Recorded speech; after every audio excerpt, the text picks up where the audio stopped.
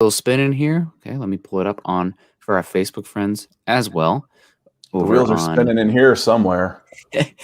they're grinding in this head over here. I Yeah, think the exactly. coffee I is wouldn't say still. it's spinning. It's like we got a spare on right now, but looks like we're all good to go. Hello, everybody, and welcome into Broncos for Breakfast. 7 o'clock or 8 o'clock Mountain Time, 7 o'clock my time. Appreciate everyone joining in every Tuesday and Thursday. We're gonna be here. You guys can find us on Twitter. Myself, Nick Kendell at Nick Kendell MHH, and my co-host, becoming good friend, Scott Kennedy at Scout Kennedy. How you doing today, Scott? I'm doing good. It's a little noisy around my house. They're doing some tree work in here in this uppity neighborhood I live in. They don't let you have motorcycles, yet everybody here has a leaf blower going twice a day. I'm like, it sounds like a motocross track here, but you can't have motorcycles in the neighborhood. It's really bothersome. Time to start a petition. Let's Broncos for breakfast. And then what happens when they go electric? You know, some kid got in trouble for having an electric scooter. I'm like, are you kidding me? You have a platform here. Otherwise, things are good. Looking forward to I didn't watch the 3-hour schedule release yesterday. Instead I watched it for 12 hours as it was leaking out during the day. I mean, it's cool that the schedule's released a big thing, and I really, really enjoyed the Peyton Manning summer intern bit that the Broncos did. Everybody out there who's like, "Oh, Peyton Manning's a cold." That dude's a Bronco. I don't care. Like, he, in his heart, he's a Bronco.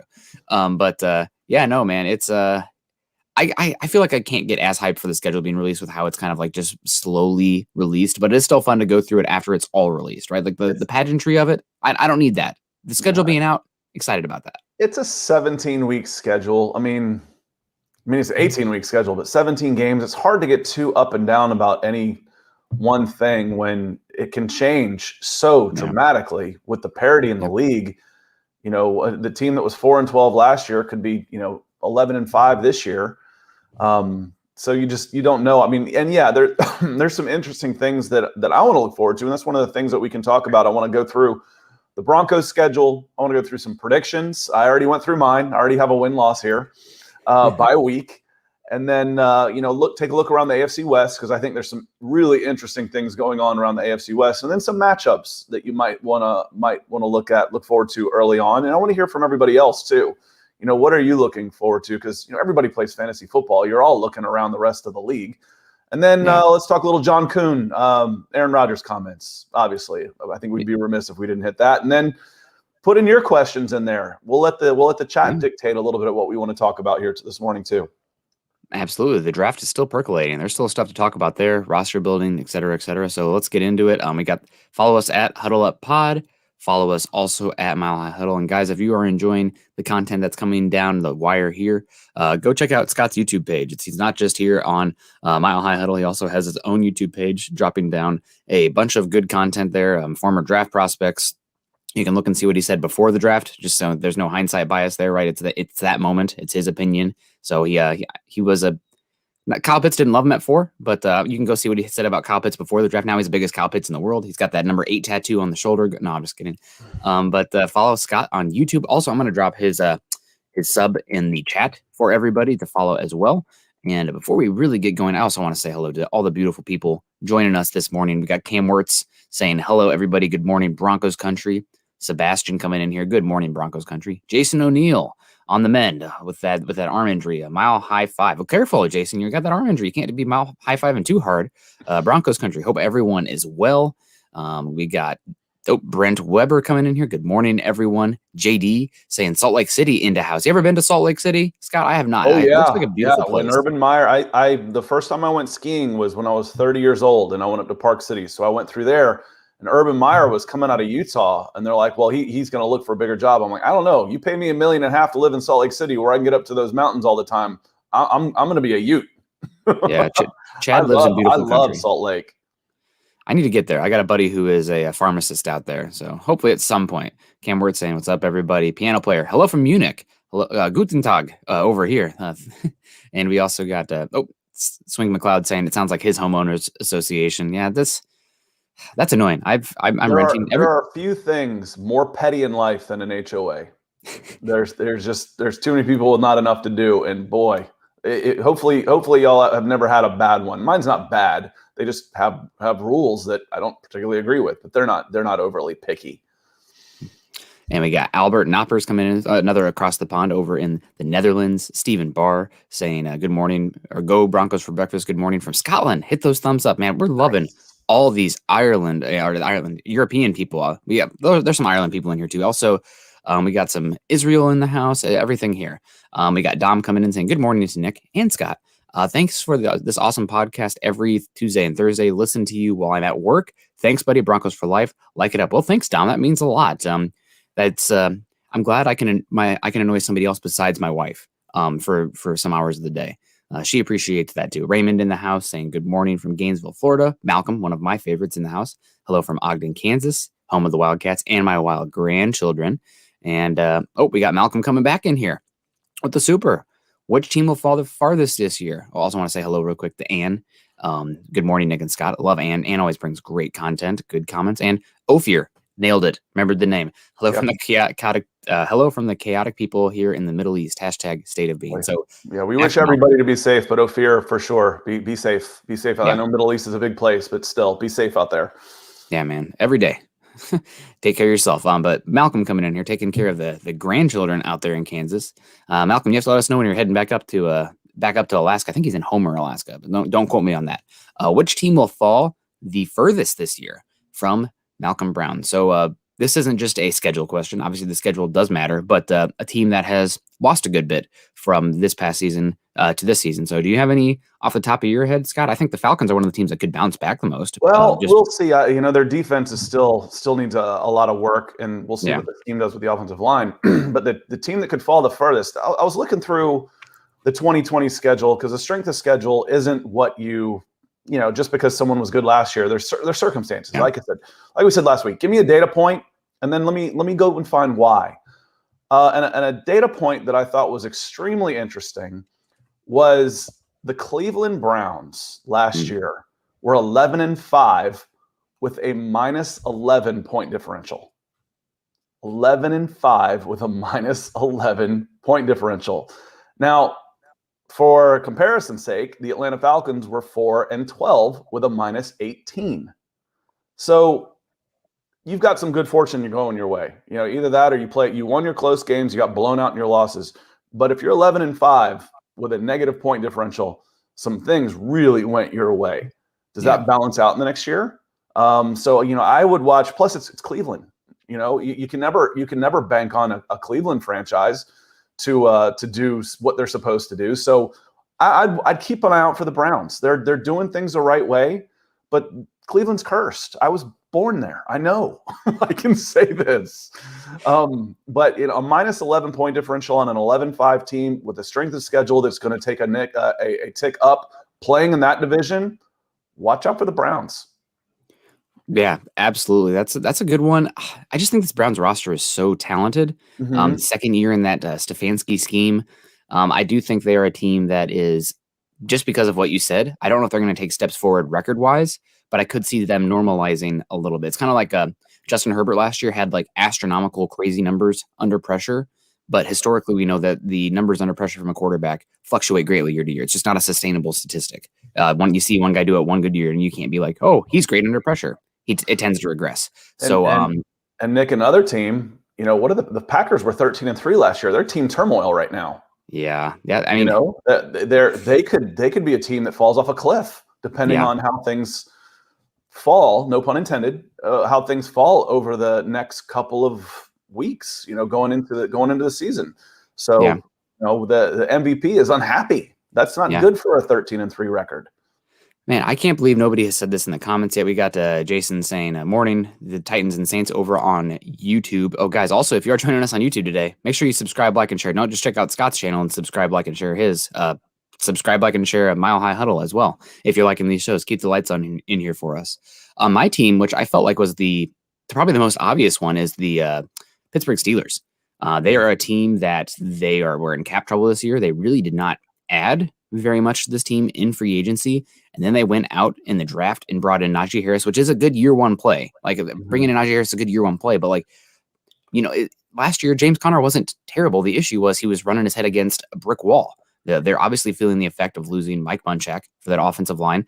Ben Roethlisberger looks like what we would have seen in 2016, Peyton Manning, right? Like it just fallen off a cliff. That defense last year, I would expect them to regress. They didn't add more depth. Everybody's a year older. Lost Bud Dupree. I think the Steelers team, I mean, Mike Tomlin, one of the top 3 coaches in the NFL. If anybody can maximize what they have there, it's Mike Tomlin, but the Browns are good. The Ravens are good. The Bengals are improving. That Steelers team is getting old quick. I think that Steelers team is going to be one that is going to have a hard time this year. I don't know. I'd have to look it up, but it feels like their floor is like 7-9. Like where under Tomlin, 7-10. Yeah, 7-10. But I'm speaking of the past. So I mean, in reverse. So yeah, what's the farthest they've fallen under Tomlin? What's the worst year they've had under Mike Tomlin? Is there an anomaly in there where they had a 3-13 or a 4-12? It never seems like they fall that far. So I will say though, that's kind of like Bill Belichick. 13-3 to 7-10. That's a significant drop. I will say though, that's kind of like Bill Belichick in my mind, where everybody's like, "Oh, but the Patriots have been so good, blah blah blah." Well, you lose your Hall of Fame quarterback, and things change. And Ben Roethlisberger, for all intents and purposes, a Hall of Fame quarterback, he might as well not be there right now with how he looks right now. So I could see that team. I really think they have a chance to fall off. Another team that really lost a lot this year, and this one might speak to you as well. I think the Titans are a team that could have a fall off. The AFC South is nothing to write home about. It might be the worst division in football this year, but they lost a lot of pieces, and they lost their offensive coordinator who was doing a lot of good things with Ryan Tannehill, Derrick Henry, the tight ends, et cetera, et cetera. Lost Jonnu Smith. They're going to be depending on Christian Fulton and question mark at cornerback. They drafted Elijah Molden and Caleb Farley, who I love, but both those guys I wouldn't expect incredible 2021 impact. So those are teams that those are 2 teams that I'm thinking can regress a lot. And a lot of people in here also saying the Saints. That makes a lot of sense as well. You're talking about, I mean, a lot of these teams' records, and we've said it all offseason. I've said it all offseason. Your team's success is greatly dependent on the quarterback position. Probably like 33% of your team's success. That's a crazy amount. It's like if you had a starting pitcher, but you only started one every week. Like you only played a baseball game every week, so you only could play one starting pitcher, and then went the full 9 innings. Like that's how valuable a quarterback is. The Saints right now, we don't know what we have with Jameis Winston. We don't know what we have with Taysom Hill. So I think that's a team. And the AFC South is freaking good. So that's a team. I think the Saints could be in a world of hurt this year. Yeah, we'll see. It's I'm afraid to jinx it. When I was doing fantasy football, I am a jinx, so I would draft Saints. I was like, all right, I'm just gonna curse them. I'm gonna curse the Saints. So and I'm still not sold on the NFC South completely. I mean, Tampa Bay was not a great team during the season. So if you can at worst get a split with the Bucks, a split with the Falcons, sweep the Panthers, you're 4-2 right there. So and then see how things shake out. But Taysom Hill, what do you have there besides a lot of money? They put a lot of money there, so they must feel pretty good about it. And Sean Payton has done a good job with quarterbacks. We talked about bringing in Teddy Bridgewater. I think he was 5-0 as a starter. That's an impressive system. I've said it before. In the quarterback position, the system and the coach are a lot of times more important than the quarterback himself, assuming you've got a quarterback that can play a lick. I'm not saying you can just plug anybody in there, but these are NFL players and NFL veterans, and he's got some time in that system, brings something a little different, but he's not going to be Drew Brees. Drew Brees is a Hall of Famer. So we'll see.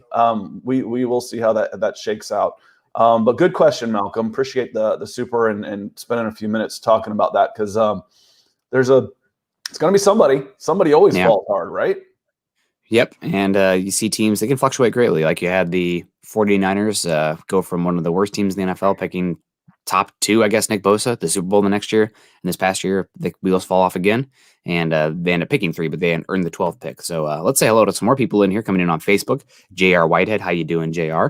Good morning to you. Jamal Killings, one of my favorite. Good morning, Broncos country. Mile high salute. Mile high salute to you as well. Facebook user, I don't know who you are, but I love you. He says, don't forget to smash that like button. So we got 12 right now. That's a Tom Brady number. It's an Aaron Rodgers number too, but right now I always see 12 as a Brady number. So let's get that up there. Morning from Houston, says Vic. Peter Middleton coming in over from Turkey. Good morning, Muhammad. My guy, Muhammad Badri, coming in saying good morning. How you doing, Muhammad?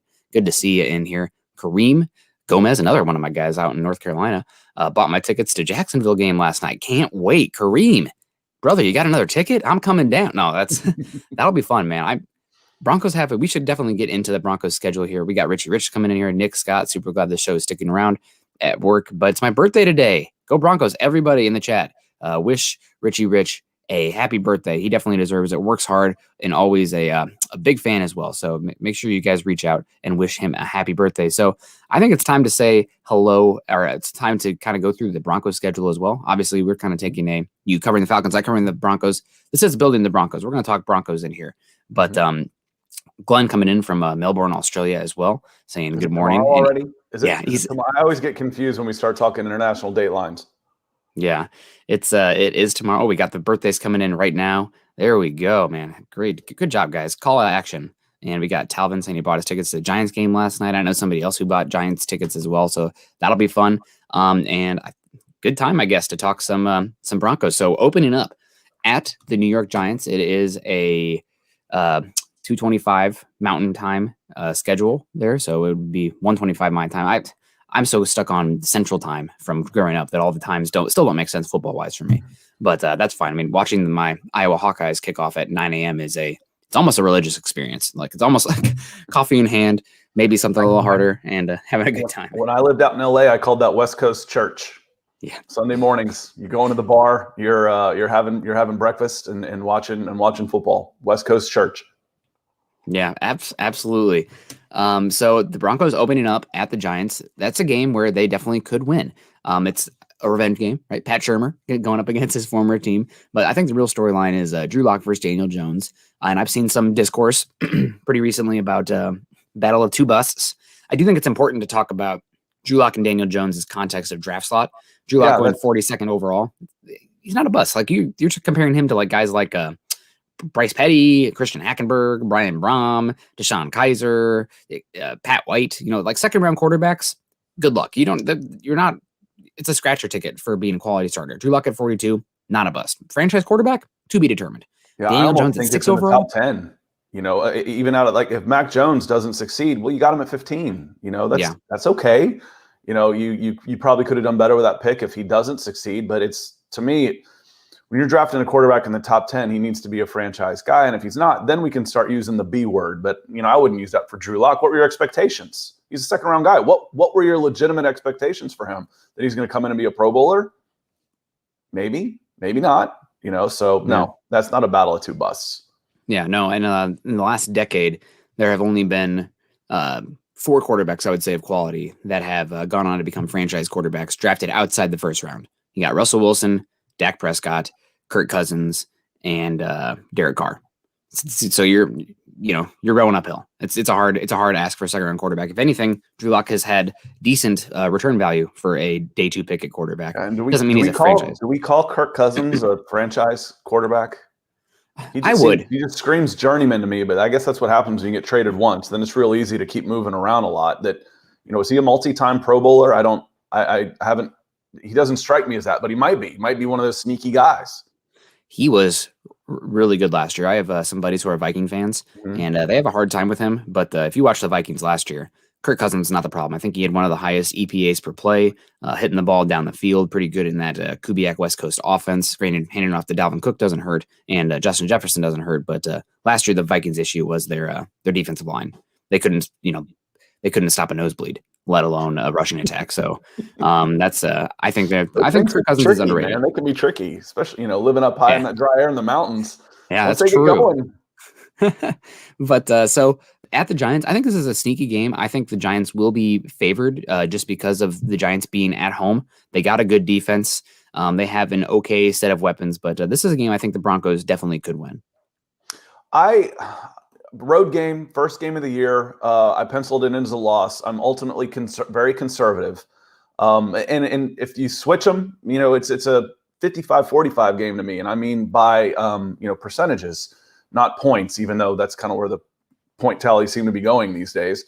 That I think it's tough. Road game going on, it's a first game of the season on the road across the country.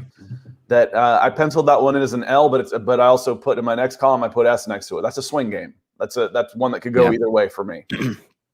Yeah, no, that'll be a fun one. I'm excited. This Giants team, they're sneaky good, especially on defense. They invested a lot in that secondary. So I'm excited to see what they can do this year. I think a lot of it will come down to how good Joe Judge is and Daniel Jones, because quarterback and head coach, right? It is what it is. But I'm excited to see what they can do. And then the Broncos get an interesting game at Jacksonville. Obviously, this is a team Broncos get, I would say, decently lucky here to get. Let's just back to back at Jacksonville, and then also coming home to play the Jets. So the number 1 and the number 2 overall pick early in the season against a Vic Fangio defense. Got to be dubs. I mean, got to be. They got to be dubs. At Jacksonville, and by the way, Jacksonville's about 5 hours from my house, so that's certainly driving range, especially when you're talking about the Atlanta airport. I draw a 4-hour circle around the Atlanta airport, and if you're within 4 hours, it's faster to drive than to fly. Mm-hmm. So, whoever wants to come down, you can come stay with me. But pencil those in as dubs. I mean, we don't know what we're going to get with Urban Meyer. How is his game going to translate? He's a good coach. He knows he knows his weaknesses. He gets good people in the right places. But Tim Tebow's going to be starting a quarterback that day. No, I'm just kidding. I'm just kidding. But that one's got to be a dub. The Jets at home coming in, that's got to be a dub. So I got 2-1 after the first 3. Those 2 have to be dubs for sure. Yeah, we got Facebook user coming in here. What an interesting name. Guys, how many games do you give? That means you're not logged in or something. I think it does too. Or they have their privacy settings put on where it doesn't transfer over. But either way, Facebook user, you know who you are because you see the comment here. So we appreciate you with the good content coming in here and helping guide the discussion here. And obviously, we appreciate supers. We'll always get to supers, but you don't have to do that for us to get to your comments, guys. That's for sure. If you can't do that, though, then please like and subscribe our channel and also do the same for Scott. But Drew Lock, how many games do you give him to show he has improved before pulling the plug? Well, Facebook user, I think this is an interesting question.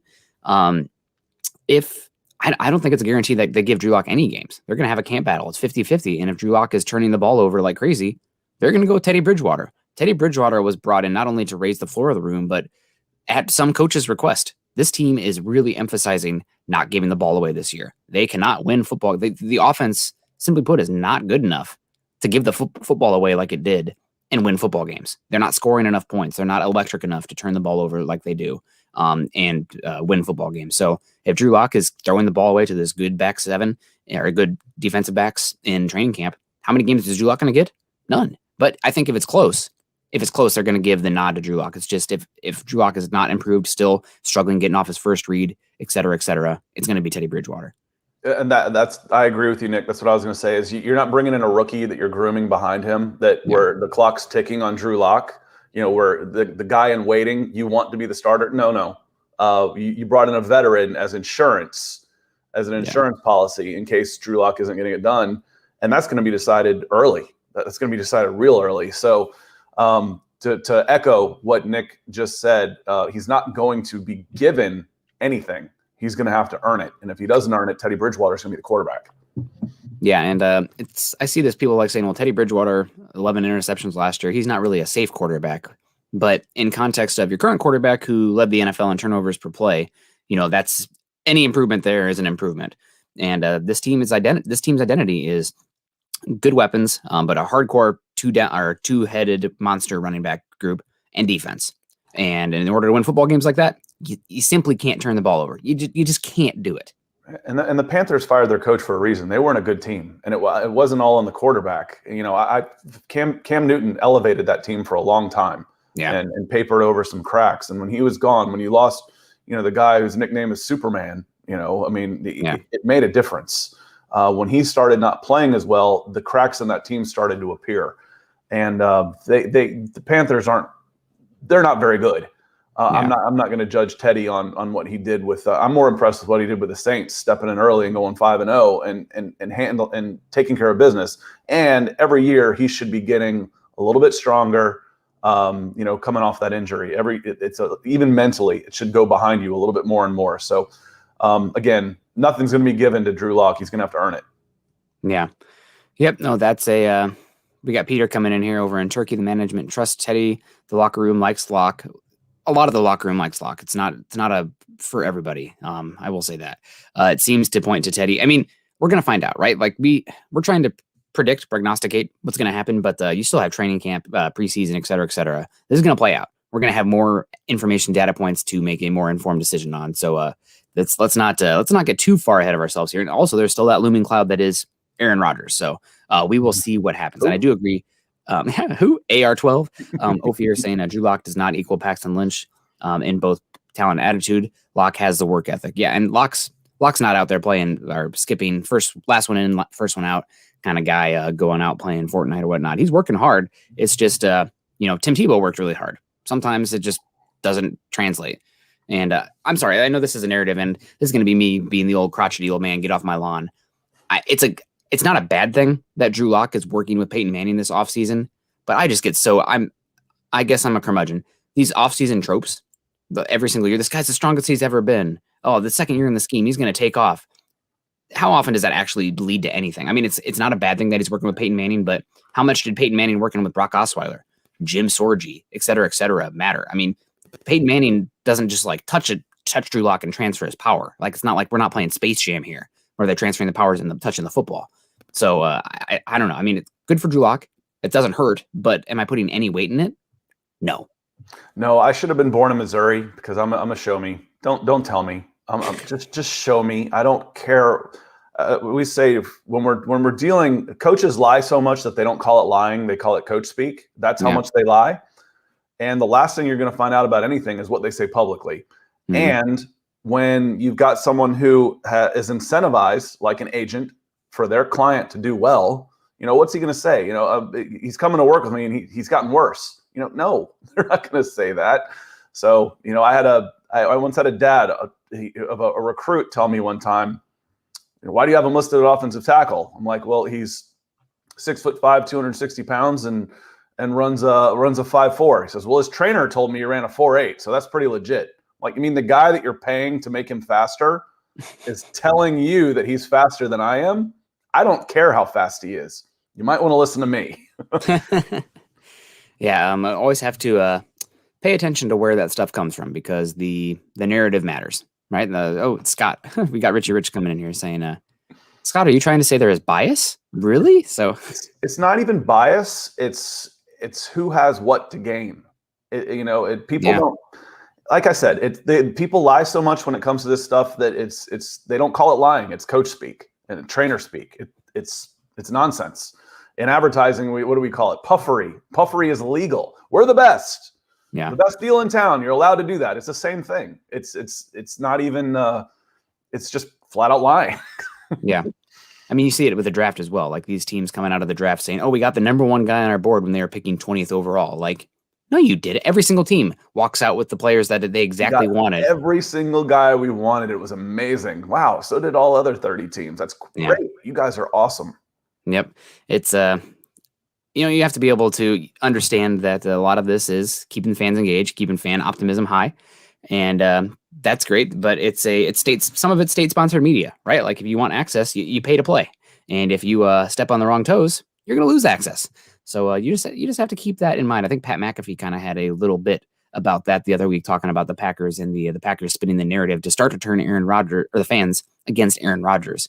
And that's the game, man. That's the game. If you want access, here's the talking points. Play ball. Yeah. So we're almost 30 minutes in already. I always think we have enough to talk about, and we're 30 minutes in, and we're on week 4. Week 4, baby. Let's move on to Baltimore and Pittsburgh. Yes. You've got back-to-back home games with the Jets. That should be a dub. And then October 3rd against Baltimore, coming off an 11-5 season, and then you travel to Pittsburgh. I've got L's next to both of those. Like I said, I'm pretty conservative when I do these type of things. Baltimore is really good, and on the road at Pittsburgh is always hard. So after 5 weeks, I'm sitting at 2-3, and it starts getting a little edgy. Starts getting a little, what are we doing here? But never fear, because it gets better. The schedule eases up some. What do you think? What do you got? Yeah, I think that I'm pulling up the schedule now because we don't have a producer, and I'm like, you know what? That'd be a good idea. Just a little area for to guide us here. The Broncos do get Baltimore at home. I really talking about, man, a lot of good coaches out here. John Harbaugh, another one of the best in the league. Lamar Jackson, he's an interesting case study. I'm really curious to see what happens with his impending contract situation. But this is a good Baltimore team. I know that the Broncos, not just a good Baltimore team. Their strength matches up with your weakness. That's a bad matchup. Baltimore is always good on defense, And if you don't know what you're getting out of the quarterback play, then that's the wrong team you want to be facing until you can take care of the ball. With that said, though, I do think that Vic Fangio can do a good job corralling Lamar Jackson and making him win with his arm, while also I don't think that Baltimore pass rush is going to be as dynamic this year. They lost a good bit of people, and that's let's see what Mr. Oweh does, because he's going to be the best athlete in the NFL, just at least top 5 the minute he puts on a helmet. So again, I've said with him, it's like, oh, scheme this, scheme that, scheme nothing. Go in on 3rd and 10 and go get the guy with the football. That's your only job. You have one job. It makes it real easy. So we will see. We'll see for sure. Yeah, I think the Broncos do lose this one. I'd have them at 2-2 at this point. But I think this game will be closer. I think obviously we'll see what happens in the first 3 weeks, and if like Lamar Jackson gets hurt, the narrative changes. But I think this game the Broncos will lose, but I would assume them to cover. I think they will be maybe 2 or 3 point underdogs. I think they would cover even at home. They'd be the 3-point underdog. Then you have Denver going to Pittsburgh, a team that I'll be honest, I don't respect them this year. I think they're a team that is due for massive regression. I think the Broncos are going to go in and beat Pittsburgh. Okay. That it's never an easy place to play. That's for sure. No, it's not.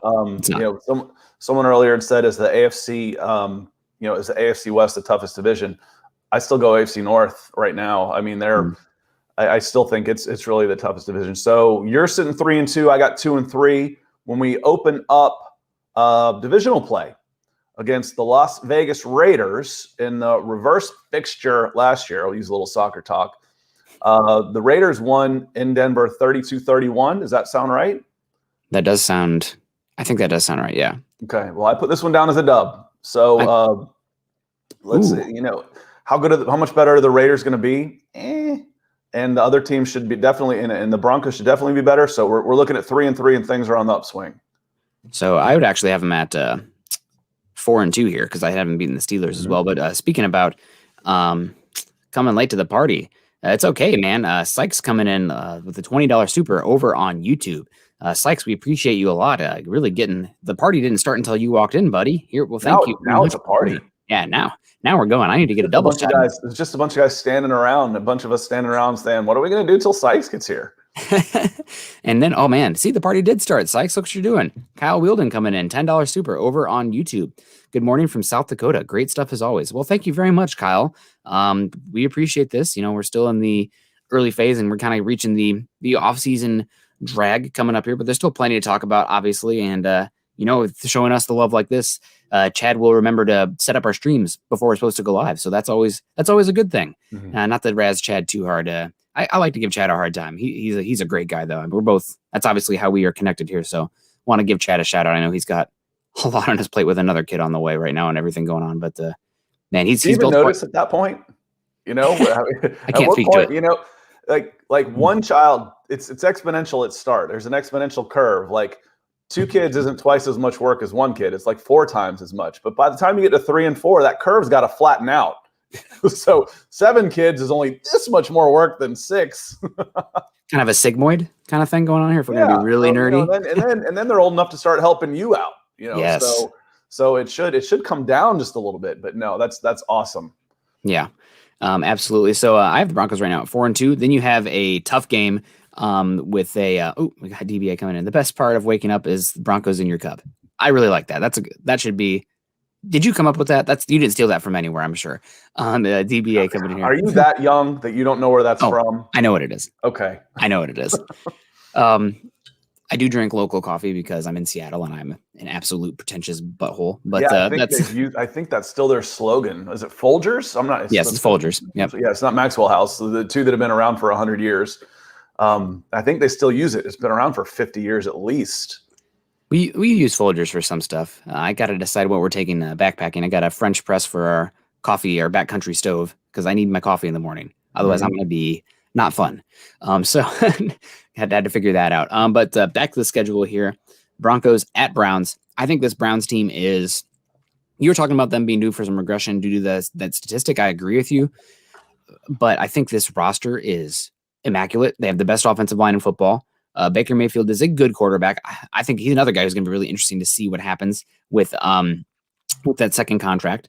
But I love the offensive line. Best running back combo in the NFL, good weapons, and that defense. Myles Garrett, probably the best pass rusher in football right now for my money. He's an absolute alien. There's no other way to put it. And the secondary, the back seven, they invested heavily in it. I really like this Browns roster. I think they're the team that has the best chance to knock out the Chiefs this year. It's either them or the Bills, unless the Broncos get Aaron Rodgers. Then we'll have a different conversation. But that's not reality yet, so let's not pretend it is. So I'm going to go the Browns win this one. I think the Browns team is really, really good. And I think Stephen Stefanski is a great offensive mind and a very good emerging young coach. Yeah, I've got the Browns here. Again, it's a road game. Road games are in the NFL with the parity. They're flip of the coins half the time. If you're better than that team, and you can, there was a comment here. It's like we almost beat Pittsburgh last year with third stringers. Well, it's a new year and it's on the road. It's halfway across the country. That's a big deal. I mean, we can go in and easily justify why the Broncos can win, maybe should win every single game. It's not going to happen. So, I'm sitting here with the Browns winning this game simply because it's a road game.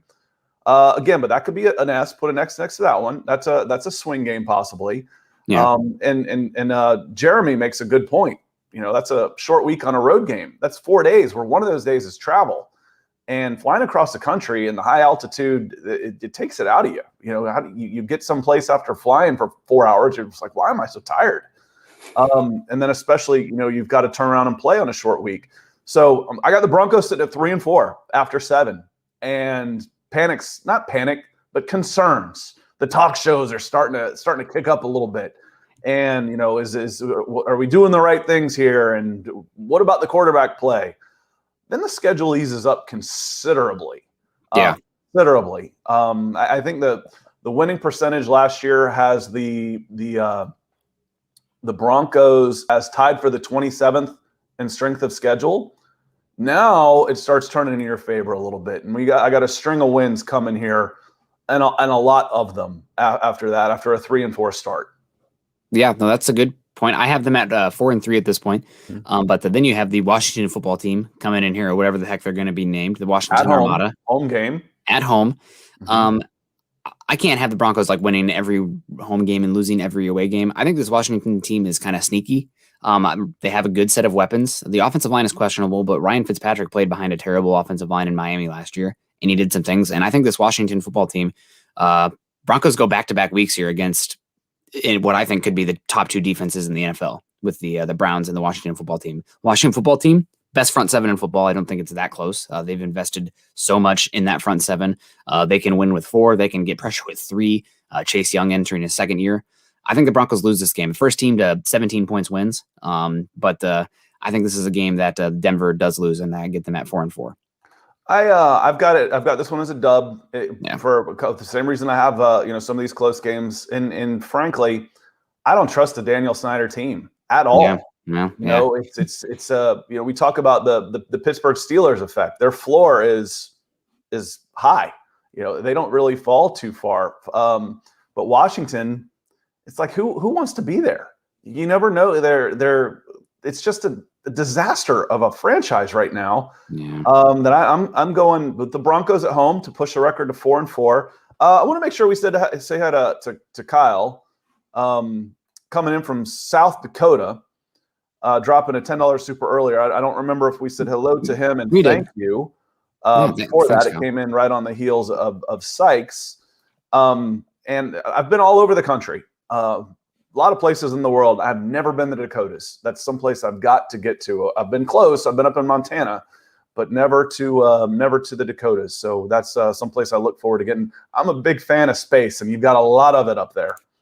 They have 2 national parks too. They got the Mount Rushmore, obviously, and they also got the Wind Cave, or Mammoth Cave, Wind Cave, I think, and pretty close. It's not South Dakota, but driving through South Dakota, you can get there to Devil's Tower, right on the border of South Dakota and Wyoming, which is pretty cool. And I think South Dakota has the Corn Palace. It's either that or Minnesota. I made that drive before. We made that drive when we were coming out here to Seattle. Wyoming. I apologize. I've been to Wyoming, not Montana. Jackson Hole. I've been to Jackson Hole, Wyoming, not into Montana. So I need to get out to Montana. All those places. When you're talking about single-digit people per square mile, my kind of place. Saw a joke that said, when you're antisocial or that when they go on to when there's a pandemic and you didn't notice. I'm like, Yeah. yeah, that's me. Here we go. Absolutely. That's a good call. Oh, and we got Bwana in the house. Bwana joining us this morning. Hope you're doing well, John. I love you, buddy. And hopefully everything's going well. Everybody send Bwana some good vibes. Bob Skinner coming in here saying good morning as well. Oh, and the Badlands too. We drove through it when we were coming here to Seattle, and we had a giant buffalo sit in the road for about 30 minutes and cause a massive backlog. Nice. But at that point, it's just like, that's cool. You can do whatever you want. Yeah, you're a buffalo in a national park. Enjoy that. This is your home. So by my count, we're both 4-4 after 8 weeks. Is that right? That is correct. Yes. So now we got the Broncos going to Dallas. I think this Dallas team has a chance to have one of the more fun offenses. The offensive line is regressing. Tyron Smith is kind of sad. If he does bounce back, that'd be great. But it does seem like the injuries have caught up to him. A Hall of Fame career, but kind of limping out at the end. So the offensive line is regressing, but they have great weapons. Dak Prescott is a top 10, top 8 quarterback in my book. If he puts up 40 points a game and the defense gives up 50, it's not his fault. But that's the big reason I think this Dallas team loses. I don't respect this defense one iota. I think the Seattle cover 3 scheme is it's talk about how quickly football scheme changes. It's kind of going out the door, right? The cover 4 match quarters is now in vogue. Cover 3 is getting old. Dan Quinn out there. I think it's Dan Quinn or it's Gus Bradley. The Falcons. He was the Seattle defensive coordinator when the Falcons hired him away. The Falcons fired him in the middle of last year, 1 year too late. Yeah. And he's now the defensive coordinator over with the Cowboys. I get Dan Quinn and Gus Bradley confused all the time. Both those cover 3 Seattle guys from the. I've got this one as a W for at Dallas, a road win. They're a 6-10. I think they've got too much, and they made a change. To be fair, they made a change, and we'll see how Keanu Neal, free agency signing, who was a terrific safety with the Falcons and is going to play outside linebacker, coming in, and then Micah Parsons. They've addressed some of their weaknesses because I felt like they had too much tied into their offense. Yeah, and that was a little bit of their downfall. But I think this is a game that Dallas can win, coming off a long home. They'll be home basically from October 21st after that Cleveland game until they have to go back on the road November 7th. So they should be starting to click a little bit of momentum. 5-4, 2 wins in a row over the week. The only reason they have any wins in the NFC Central, is that right? Mm-hmm. NFC East. It's because they're playing each other. It's about the only reason the only teams they beat was beating each other. So this is a division on the demise, and that puts us at 5-4 with Philly coming home. What did I just say about the NFC East? 3 wins in a row. You get healthy against the NFC East. 6-4, Denver Broncos. Get fat. Bye week. Get fat. And Thomas going to be at that game. Thomas K. James, November 14th, will be there. Denver Broncos for life. We'll have fun, Thomas. That'll be a good game. I always liked the Eagles. I would always back in the day, I'd play as the Eagles or the Falcons on Madden, Don McNabb or Michael Vick. Have a good time. I'd switch to those Kelly Green jerseys. I wish they'd go back to those. Those are so much more fun than the midnight green, whatever they're using right now. But I think this is a Bronco win. I'm so old. I used the Chiefs with Barry Ward and Christian Okoye. Like 92 Madden. Oh man, see, Christian Okoye is fantastic because I'll never forget that Steve Atwater hit. I didn't see it live, but that's something you can't hit. I think the sounds of that are still reverberating around the globe to this day. I remember watching the Chiefs play the Raiders when Ronnie Lott was there, and they were just alternating these guys, and they were just running through the front 7, and Ronnie Lott had to make every hit. And I don't remember who was commentating at the time, but I remember the word diabolical when they were talking about what the Chiefs were doing to Ronnie Lott.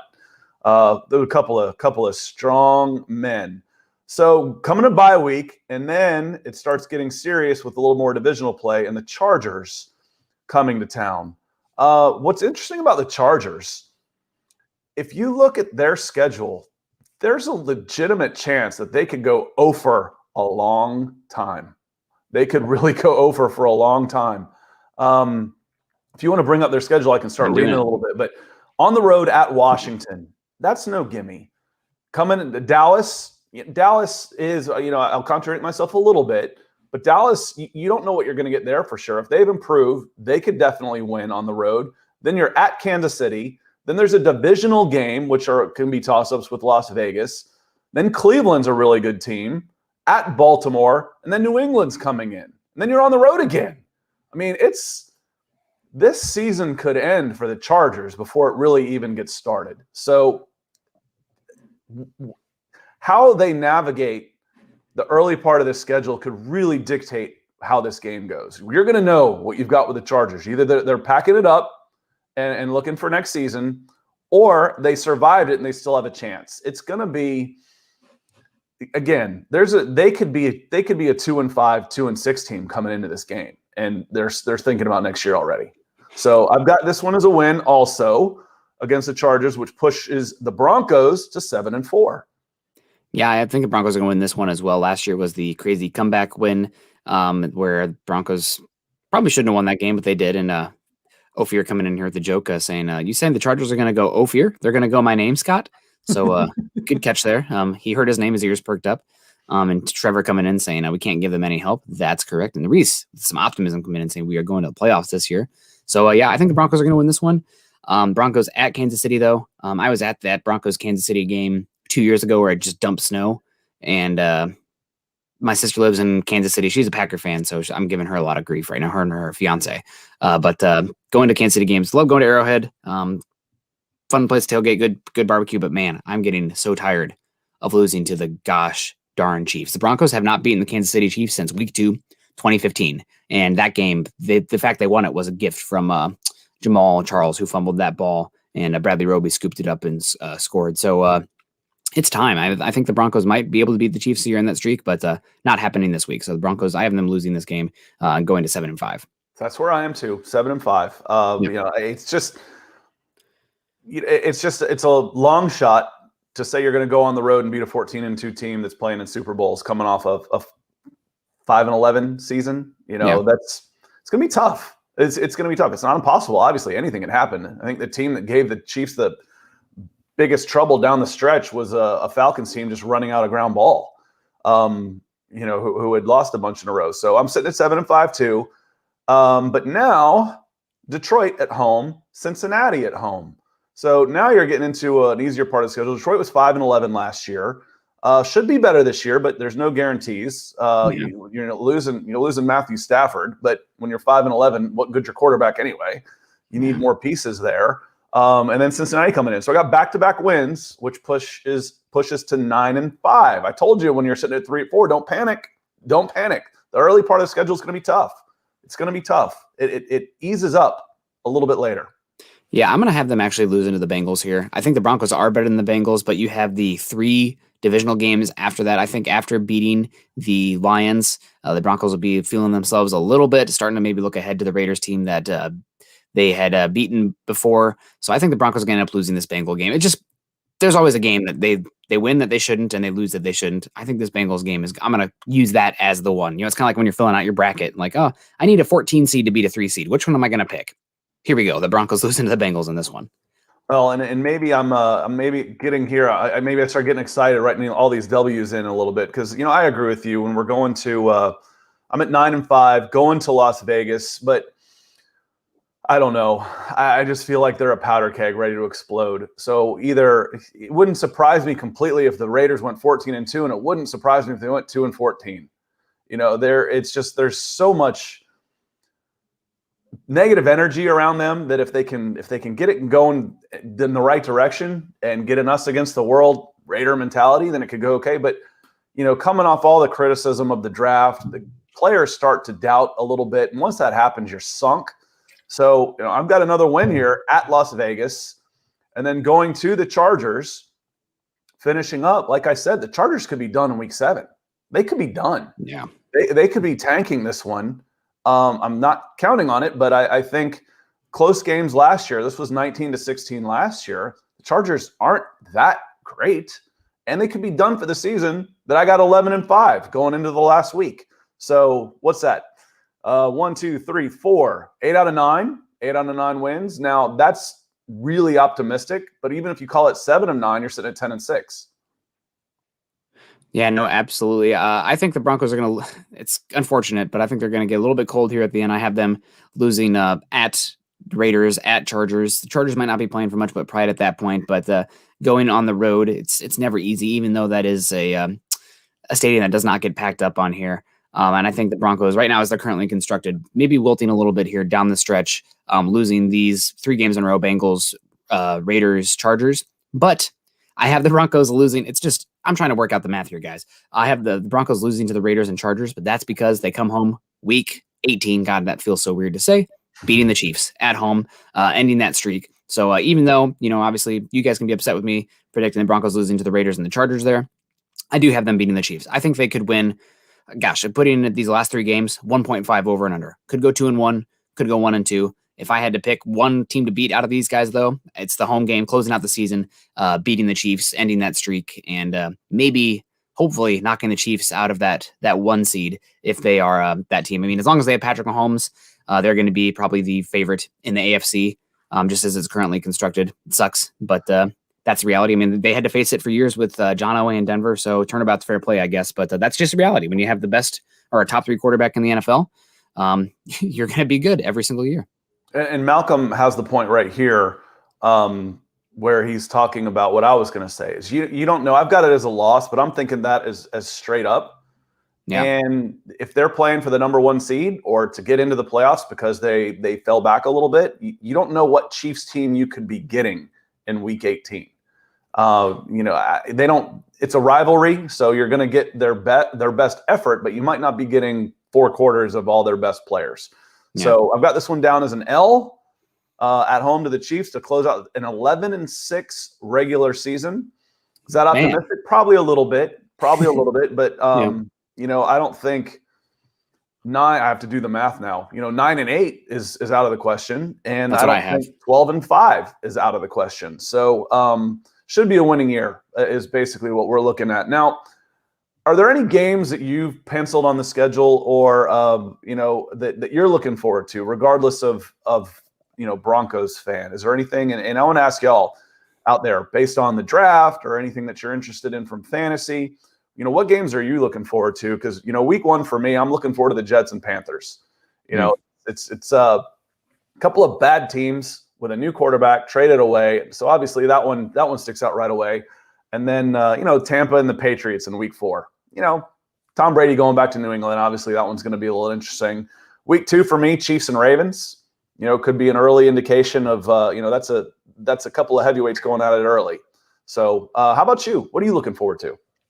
Well, I always really, really like to tune in to the heavyweight fights, obviously, but divisional rivalry games because there is history there. There's bad blood. The fact that you have to play these teams twice to kind of get some personal animosity to each other, and I like to watch these teams go up against each other. So I am really excited for both games this year when it is the Browns versus the Ravens, 2 teams that are blue collar. It's going to be a fist fight. Not to be too cliche, but I think that's going to be a heavy hitting fight. I'm really excited to watch that.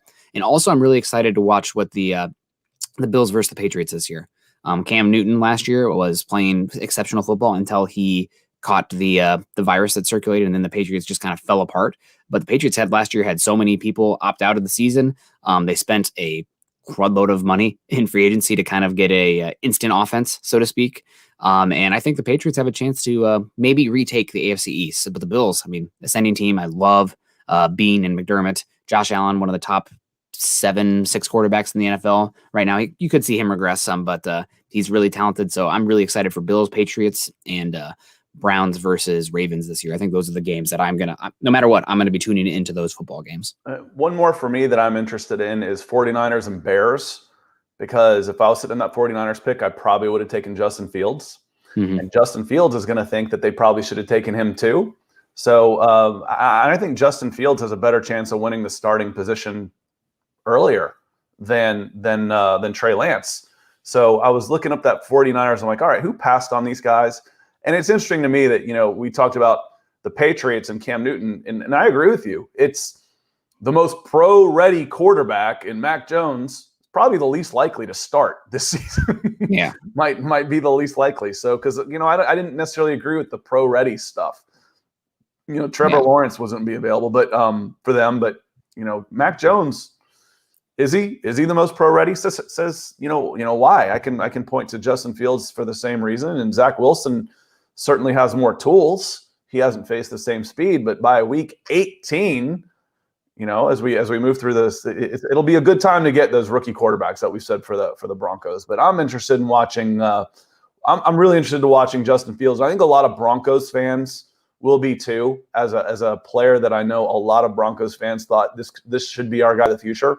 So I think we'll be keeping an eye. This show will be keeping an eye a lot on Justin Fields to see how he develops. Yeah, no, that's a good point. It's kind of like the Broncos with Josh Allen. Unfortunately, like Bradley Chubb, he's a phenomenal player, and any franchise would be happy to have him. But you can't look at pick number 7, 2 picks later, Josh Allen, and be like, man, would have rather had that guy. If we could redo it, rather have the quarterback, because that's the name of the game at the end. Yeah, it's team game, but the quarterback is the main ingredient, right? It's like trying to bake a cake without flour. Yeah, when you get a Pro Bowl type of talent on defense, so you can't really complain. I always go back to what was it, the 82 draft? Are the Houston Rockets really going to be upset that they passed on Michael Jordan when they drafted Akeem Olajuwon? No. No. It's Akeem Olajuwon, one of the most underrated players of all time. Now, the guys at number 2, that wasn't the Denver Nuggets, was it?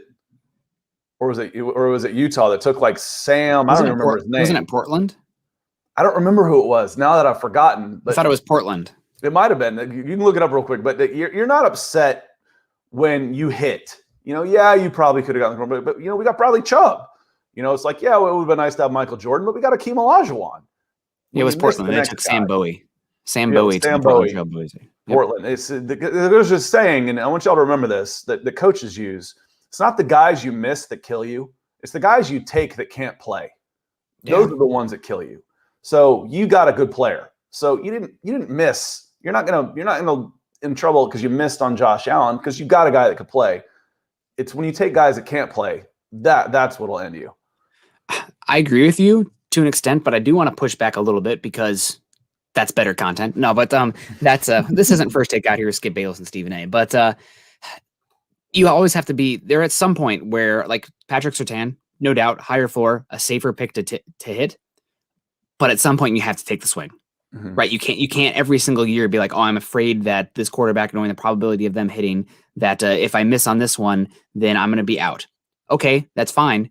But you still have to find that guy. And at some point you have to take the calculated risk to find the quarterback, understanding that the probability says that, like, okay, Surtain, much more likely to hit, but it's the payoff, right? Like if I hit the quarterback, the payoff is exponentially different. So at some point you have to look in the mirror and say, Surtain would be great. How much is he going to move the needle versus him hitting versus the quarterback? And that's the biggest thing. You cannot be afraid to take the swing. If you're doing that, you're going to miss out. And you can't. And then what are you going to do? Like, if you don't have a quarterback, good luck. Like, your margin for error to win the Super Bowl when you don't have a quarterback, razor thin. You have to have everything bounce your way, and it's just too hard. It's just too hard. No, you know what I've been saying about a similar situation with a generational talent at 4. So I agree with you. I said the Falcons should have taken Justin Fields at 4 because their quarterback's 36 years old. I agree with you. But if Kyle Pitts ends up being a Hall of Famer, I'm not going to say, oh, we missed on that guy. That's all I'm saying is you got to be happy with the guy you took. Bradley Chubb, I'm not going to worry too much about missing on about drafting Bradley Chubb. That's all I'm saying, especially on defense where one guy can end the play. On offense, you can take a guy out of the game. You put a quarterback on his butt, the play's over, period. But you can take receivers out of the game by getting pressure on the quarterback. But I asked a player one time, so why do you like playing defense? He goes, because I can end the play. That's why. He's like, I control the outcome. I like playing defense because I control the play. And that made sense to me. Yeah. It's so much different. It's so much different on offense. Yeah, and I will just add context to it. They didn't take the quarterback. Okay, that's in hindsight, unfortunately, Josh Allen, but at least they used it on the second most valuable position in football, and a guy who's a Pro Bowler and an ascending talent, where, historically speaking, and I know the Broncos fans are going to maybe push back a little bit about this, but take a step back and look at the wider landscape of the league. Edge rushers, essentially a first round or bust position, right? There's just not enough guys with the body type, the athleticism, whatnot. And the NFL is very good at identifying the haves and the have-nots at edge rusher. So Bradley Chubb, taking him there, thank God. Like, at least I didn't take, like, as good as he is, Saquon Barkley at 5. I'm sorry. Like, you're taking a running back in the top 5. Are you serious? Even like, and in hindsight, it would have worked out fine. But I was a pretty big advocate of not taking Quentin Nelson at 5 because the margin for error for Quentin Nelson at 5, like the length that he had to hit to be worth a top 5 pick as an interior offensive lineman, in my book, he would have been a bust if he doesn't end up in Canton. And it looks like he's on that way. But like as a prospect, to have that be the margin for error to have him reach, that's so risky. That's so risky for a top 5 pick. So Quentin Nelson, great player. But you can find guards day 2 every single year. You can develop guards. And offensive line too. It's much more about the overall effect of the 5 guys rather than one. I mean, everybody in here watched that Cleveland Browns team with Joe Thomas, the best offensive tackle of that decade, and diddly, because the rest of the team wasn't good enough. So I mean, Quentin Nelson, great player, but I think I would have taken Bradley Chubb, and I don't regret that saying in hindsight. And everybody's like, oh, well, would you take him in hindsight now?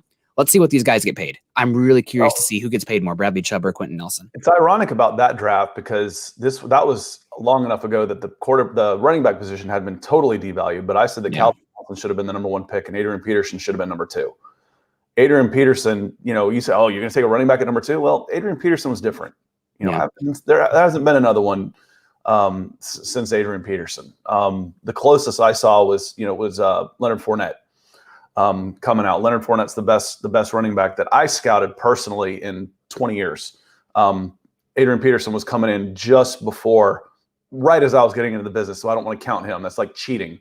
But Leonard Fournette, we had him the number 1 overall player going into college because it's a different game in college. It's a 3-year at best, and the running back can make such a big difference. But it's funny you mentioned that draft. So I'm like, Calvin Johnson should have been the number 1 overall pick in that draft. Yeah. But there's some positional value for that wide receiver position in comparison to running back. And we got to get out of here pretty soon. But I do think it's an interesting conversation here. Just poking at it real quick. You said that you were very high on Leonard Fournette coming out. Obviously, we've seen how that played out. And the Jags taking a running back at number 4 overall in the draft that had Deshaun Watson and Patrick Mahomes. What are we doing here? Marshawn Lattimore, too. Would have been another better pick there for them. Adrian Peterson, obviously drafted in the 2004 draft. He was in that same draft when Calvin came out. So Calvin Johnson was class of 03, I believe. So 3 years, 5, 6, probably 2006. Would be 2007 Minnesota Vikings. Yeah. Right so 2007. Yep, that's Adrian Peterson. Obviously great in 2007. Games changed a lot. Adrian Peterson today, is he as good as he was in that era, the shotgun era? Now the running backs need to be able to catch the ball more. That's what I said. But you got Adrian Peterson played some last year. You got 12 years out of Adrian Peterson, and 6 where he's one of the best players in football. That's worth it. Adrian Peterson definitely was not a miss. I think you would have been better off with Adrian Peterson than Joe Thomas. Yeah. Because just even the Pied Piper effect. People wanted to play with Adrian Peterson. People wanted to watch Adrian Peterson. Joe Thomas is great, but I think he's more famous now as a media personality than he was as a left tackle for the Browns. Yeah, no, and Jason coming in here saying Quentin Nelson is worth every penny he gets, better than Daniel Jones at 6, and that's absolutely correct, and I agree with that right now. But the thing is, we didn't know Quentin Nelson would be. Nobody could know, right? Like Trevor Lawrence could bust for all sake. Everybody's gonna say, "Oh, we knew he'd be this good." You don't know until you know. Until you're in the NFL, you have a good idea. And that's why those guys are going earlier, right? It's not just like drawing names from a hat. You had that whole evaluation process, but still, taking it into your offensive lineman, not only in the top 10, but in the top 5. No, it's tough because 6'2" to 6'4" guys grow on trees. Yes. They're everywhere. Yep. When you're talking about trying to find the athleticism, and they're everywhere. It sounds crazy, but 6'4", 320 pounds isn't very rare for this level. Yeah, no, we got Saquon Barkley coming here last year. We slapped a lot of teams even without Saquon. And what does that say about Saquon Barkley? And that's not that Saquon isn't good. It's just that the running back position is devalued. And I do want to say, like, I absolutely loved Saquon Barkley coming out. I was at the Penn State Iowa game when Saquon's junior year, and I've never seen a player take over a game like Saquon Barkley did in that game. I don't think he had a run over. Nick, I'm sorry, Nick, to interrupt, but I have to. You have to. It's okay. Every rule in the last 10 years has favored the passing game. Everyone. Mm-hmm. Every single one. So, the league is devalued everything other than, the guys who can get after them. And you're not even allowed to cover. They're going to call it pass interference. You hit too hard, they're going to call it targeting. You go low, too late on the quarterback, they're going to throw you out of the game. So everything is the league. It's not like people have figured, you can get running backs easier. The league has devalued the position because every single rule has benefited the passing game. It's more exciting, more points. People want to see. We got to protect our quarterbacks. I love power running game defense. Love it. It's harder to do these days for sure. But chicks dig touchdowns, the long pass. So that's just kind of where the game is going right now. Blame fantasy football. Blame the viewers. Blame Red Zone, the NFL Network Red Zone. That's right? Fine. If you're going to do that, I still like the tight end and the fullback. Watching the 260-pound tight end running roughshod through a secondary of guys weighing 200 pounds is fun. It's a little sadistic. Well, I mean, it's fun. Hey, I'm with you 100%. One of my favorite offenses ever, and this is probably because I'm a Hawkeye fan, but that 2012 Patriots team where they ran out of 12 personnel like crazy, and if you can get linebackers on the field and have them cover space in the pass game, good freaking luck, right? Like it's just so hard to do. And I was biased earlier with the 49ers dynasties in the 80s. Two good sized running backs, two good receivers, big tight end, and one of the running backs was Tom Rathman. As a fullback. Then you throw in Wendell Tyler and Roger Craig behind him. And then you go to the 90s, and they're running the same offense. Darryl Johnson, the Moose at fullback.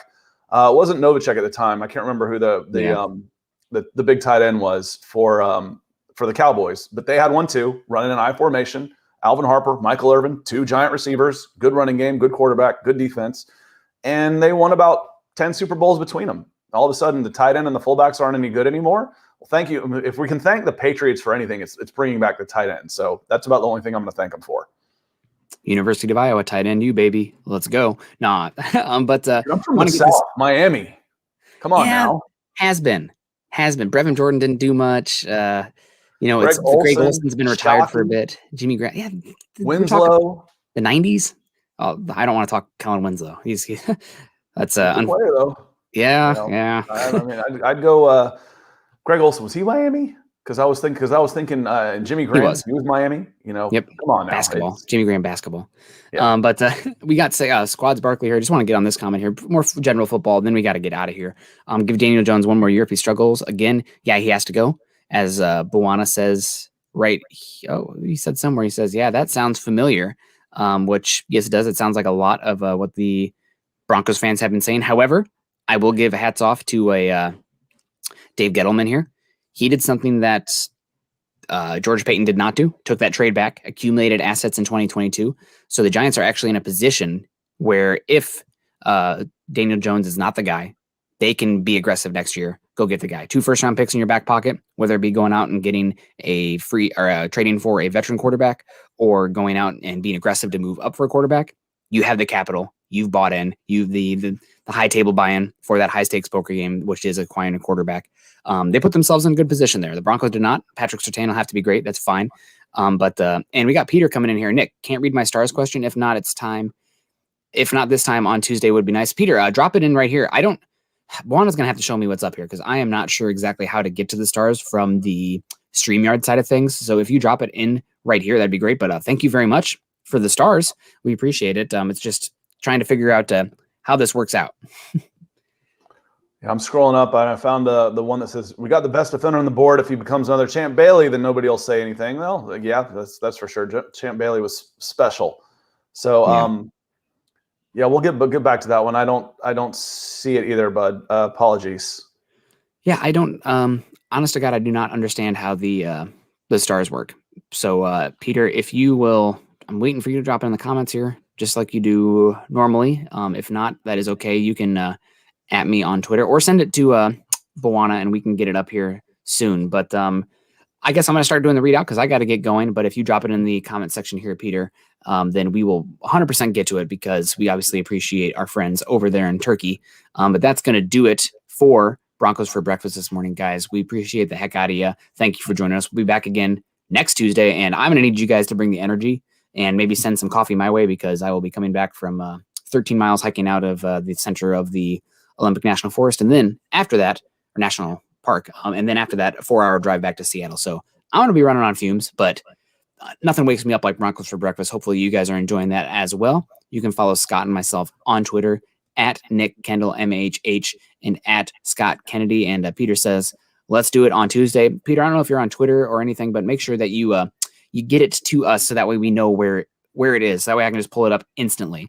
So send it to us before then, so that way I have it in my back pocket. Oh, and he says, Boana, the producer, the man, stars are hard to see with a comment. They don't appear. Well, no wonder I don't find them. So I don't fully get it, but that's okay. Everybody's saying enjoy the hike, man. Have a good day. Well, we appreciate that. Also, guys, still got to do the reads out of here. Follow us at Mile High Huddle. Follow us on Twitter at Huddle Up Pod.